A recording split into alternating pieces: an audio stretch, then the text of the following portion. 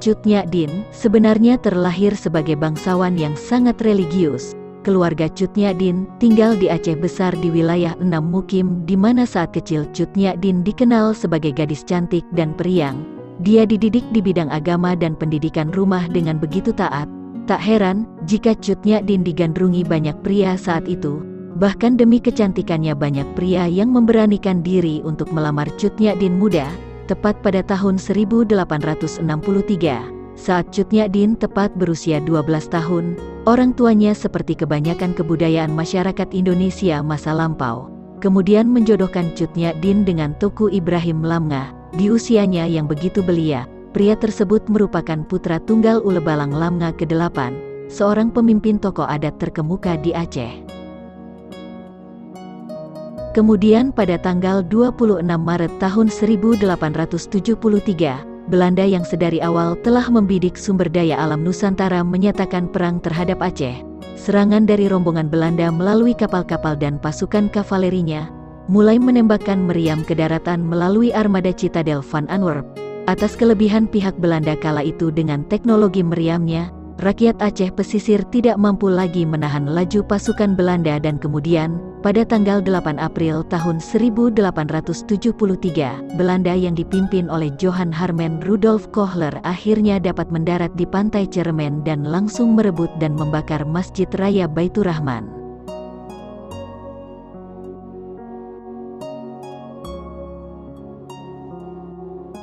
Rakyat Aceh, yang terkenal dengan taat beragama sontak berang bukan kepala, yang kemudian memunculkan seruan perang besar yang saat itu dipimpin oleh Panglima Polim dan Sultan Mahmud Syah, di mana rakyat Aceh melawan 3.198 prajurit Belanda bersenjata modern di masanya.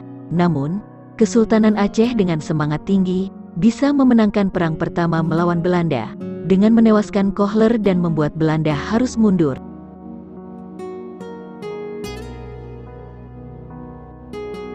Pada tahun 1874 hingga 1880, di bawah kepemimpinan Jenderal Jan van Swieten, yang merupakan pemimpin pengganti Kohler, kemudian menyerang kembali Aceh dengan strategi yang lebih matang. Wilayah Enam Mukim berhasil diduduki Belanda, begitu juga dengan Kerajaan Sultan Aceh, yang akhirnya harus jatuh ke tangan Belanda.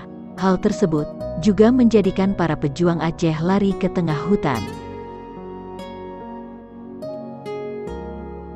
Hal tersebut juga memaksa Cut Nyak Dien dan para rombongan pengungsi, yang terdiri dari bayi bersama para lansia, serta beberapa rombongan pejuang yang masih selamat, harus menyusun kembali kekuatan di tengah pengungsian mereka di hutan Aceh, sebagai bagian dari keluarga bangsawan Aceh, dan tokoh terpandang, suami dari Cut Nyak Dien yakni Teuku Ibrahim Lamngah, mencoba mengambil peran dan tetap bertekad untuk merebut kembali daerah Enam Mukim.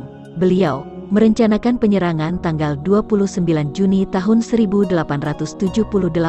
Sayang, ketika Ibrahim Lamngah bertempur di Gile Tarum, dirinya harus tewas tertembus timah panas Belanda.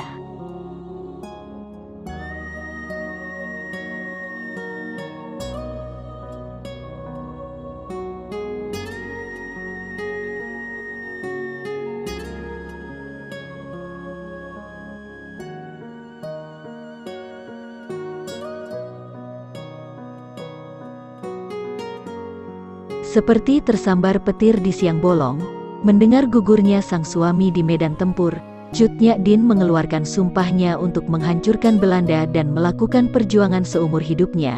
Singkat cerita, dalam masa perjuangannya bergerilya, Cut Nyak Dien kemudian kembali dijodohkan dengan seorang pendekar sekaligus pejuang perlawanan rakyat Aceh terkemuka, yakni Teuku Umar.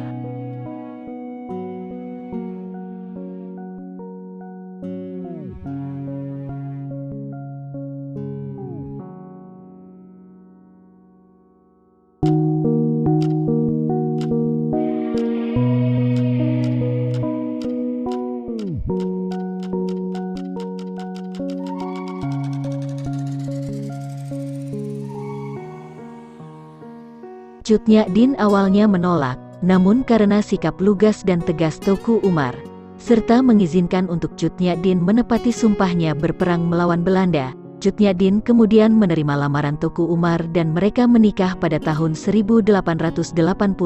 penggabungan para kedua tokoh pejuang ini sontak membuat moral dan semangat para pejuang Aceh kembali bangkit.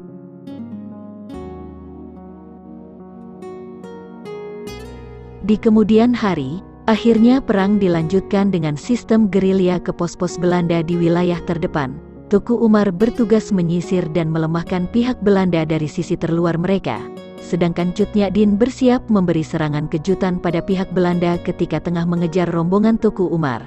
Semangat para pejuang Aceh tidak pernah surut, hingga akhirnya untuk pertama kali tercetus sebuah himbauan bahwa perang Aceh adalah perang fisabilillah, yang dimana ketika mayoritas rakyat Aceh yang sebelumnya masih belum berani berperang, tiba-tiba entah dari mana membuat gemuruh semangat ribuan rakyat Aceh bahu-membahu, turut serta ikut turun mengangkat senjata dan mendukung perjuangan Cut Nyak.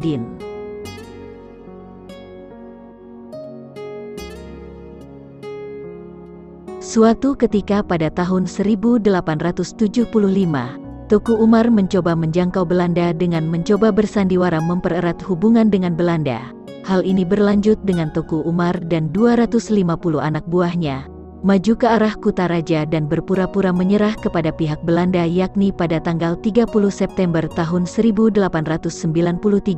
Strategi Teuku Umar ternyata berhasil meyakinkan pihak Belanda yang memang sedari awal tidak memiliki pasukan yang besar dan mencoba mencari aliansi. Sikap tangan terbuka ini kemudian memberikan Teuku Umar kepercayaan untuk memimpin satuan pasukannya yang juga ditopang dengan senjata-senjata Belanda, begitu juga dengan akses persenjataan.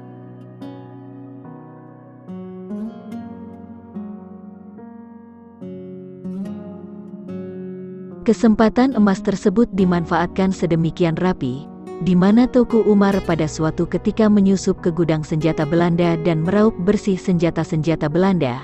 Kemudian pergi menuju hutan tempat di mana Cut Nyak bersama beberapa laskar rakyat Aceh telah menunggu mereka.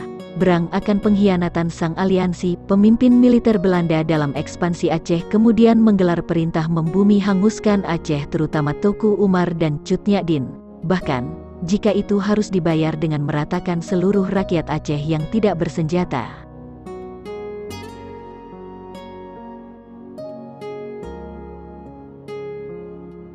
Akhirnya, Belanda mengirim unit Markose, di mana berisi orang-orang Tionghoa dan orang Ambon yang pro-Belanda. Perjuangan Teuku Umar pun terhenti pada tanggal 11 Februari tahun 1899. Ia gugur tertembak peluru Belanda dalam sebuah pertempuran yang begitu sengit. Sepeninggal Teuku Umar, Cut Nyak masih terus bertempur melawan Belanda hingga akhirnya pasukannya takluk pada 1901.